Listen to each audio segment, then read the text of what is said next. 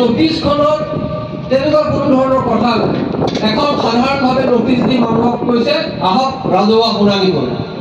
আৰু ৰাজহুৱা শুনানিত যদি অধিকাংশ মানুহে কৈছে যে এইখন আমাক নালাগে, এই লজিষ্টিক পাৰ্ক ইয়াত আমাক নালাগে, তেতিয়াহ'লে এইটো চৰকাৰৰ দায়িত্ব যে তাক লজিষ্টিক পাৰ্কৰ সিদ্ধান্তটো বাতিল কৰা। তাৰ পাছতো ৰাইজৰ অভিযোগৰ পাছতো বাৰে বাৰে ইয়াত এই লজিষ্টিক পাৰ্ক কৰিব বিচৰাৰ অৰ্থটো হ'ল যে তেওঁলোকে ইয়াত এই যে হিয়াৰিং কৰিছে, এই হিয়াৰিংটো আচলতে মানুহক দেখুৱাৰ কাৰণে কৰা হৈছে।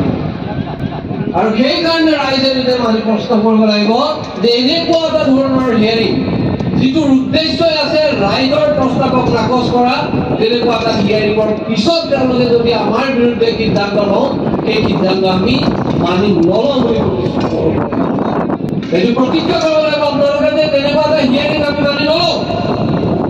এনেকুৱা এখন ঠাই ইয়াৰ ক্ষেত্ৰত লৈ থিয় হৈ মই যেতিয়া এইফালে চাইছোঁ, দূৰ দূৰণিলৈকে বিস্তীৰ্ণ সেউজ, ইয়াত এতিয়া বতাহ।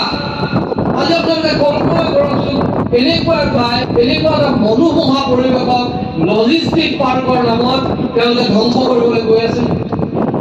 এই বতাহ নাইকিয়া হ'ব, এই প্ৰকৃতি নাইকিয়া হ'ব, এই বৰ্ণনা দি গৈছে অলপ আগতে কলিতা ডাঙৰীয়াই কি কি হ'বলৈ গৈ আছে। সেইকাৰণে মই ভাবোঁ যে আমি এই যিটো প্ৰস্তাৱ লৈছে, এই প্ৰস্তাৱটো বিৰোধিতা কৰাটো অত্যন্ত জৰুৰী। আৰু আইনগতভাৱে, নীতিগতভাৱে তেওঁলোকে যি সিদ্ধান্ত লৈছে, এই সিদ্ধান্ত সঠিক সিদ্ধান্ত নহয়। আজি পৃথিৱী জুৰি প্ৰকৃতিক বচোৱাৰ কাৰণে মানুহে চেষ্টা কৰিছে, প্ৰকৃতিক বচোৱাৰ কাৰণে সমগ্ৰ পৃথিৱীৰ চেষ্টা চলিছে। তেনেকুৱা এটা সময়ত আমাৰ ইয়াত উন্নয়নৰ নামত, বনিয়াক উন্নয়নৰ সুবিধা দিয়াৰ নামত আপোনাৰ প্ৰকৃতিক ধ্বংস কৰিবলৈ বিচৰা হৈছে।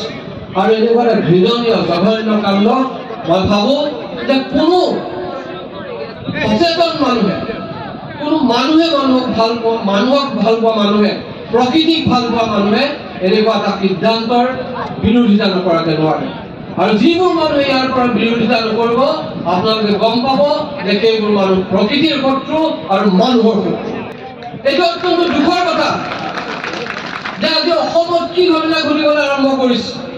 মই অকণমান আগতে আপোনালোকক কৈছোঁ যে মই যোৱা সময়ছোৱাত অসমৰ বিভিন্ন প্ৰান্তলৈ গৈছোঁ, মাটিৰ আন্দোলন দেখিছোঁ। আজি যি খিলঞ্জীয়া মানুহৰ মূল অস্তিত্বৰ মূল কথাটোৱে হ'ল আমাৰ ভূমি, আমাৰ মাটি, আমাৰ এই সম্পদবোৰ, যিবিলাক সম্পদক কেন্দ্ৰ কৰি আমি জীয়াই আছোঁ, যিবিলাক সম্পদে আমাৰ পৰিচয় দাঙি ধৰিছে আমাৰ, আজি সেইবোৰৰ পৰা আমাক বঞ্চিত কৰাৰ চেষ্টা কৰা হৈছে। আপোনালোকৰ ওচৰত বৰনগৰত ছেটেলাইট টাউনশ্বিপ খুলিব বিচৰা হৈছে, ৰাভা খিলঞ্জীয়া মানুহক উচ্ছেদ কৰিব বিচৰা হৈছে, কুকুৰাঝাৰৰ পৰ্বতজৰাত মানুহক উচ্ছেদ কৰি আদানীক মাটি দিব বিচৰা হৈছে, বনিয়াক মাটি দিব বিচৰা হৈছে। আপোনালোকেও দেখিছে যে কাৰ্বি আংলঙত আপোনালোকৰ খিলঞ্জীয়া কাৰ্বি মানুহক উচ্ছেদ কৰি তাতো উদ্যোগ স্থাপন কৰিব বিচৰা হৈছে। অৰ্থাৎ কাৰ কাৰণে এইবোৰ কৰাব বিচৰা হৈছে? কলৈ যাব খিলঞ্জীয়া মানুহ? আমি কিছুদিন আগৰ প্ৰচেষ্টাৰ জৰিয়তে এই ৰাজহুৱা সভাখন অনুষ্ঠিত কৰিছোঁ। ইয়াত আপোনালোকৰ বহুমূলীয়া পৰামৰ্শ বিচাৰিছোঁ, যি পৰামৰ্শই এই হাতাংপুৰুষীয়া দৰাবিলখন অনন্তকাললৈ দৰাবিল আৰ্দ্ৰভূমি হিচাপে সংৰক্ষিত থাকিব। দৰাবিলৰ কোনো এটা অংশই, দৰাবিলৰ প্ৰধান অংশ বিল আৰু গৌচৰণীয়া পথাৰ। আমি আচলতে গৌচৰণীয়া পথাৰ বুলি যদিও আছে সংৰক্ষিত হয়, তথাপি গোটেইখিনিকে আমি দৰাবিল বা বিলদৰা বুলিহে জানো। গতিকে গৌচৰণীয়া পথাৰ অবিহনে দৰাবিলৰ অস্তিত্ব নাথাকিব, আৰু দৰাবিল অবিহনে গৌচৰণীয়া পথাৰৰ অস্তিত্ব নাথাকিব।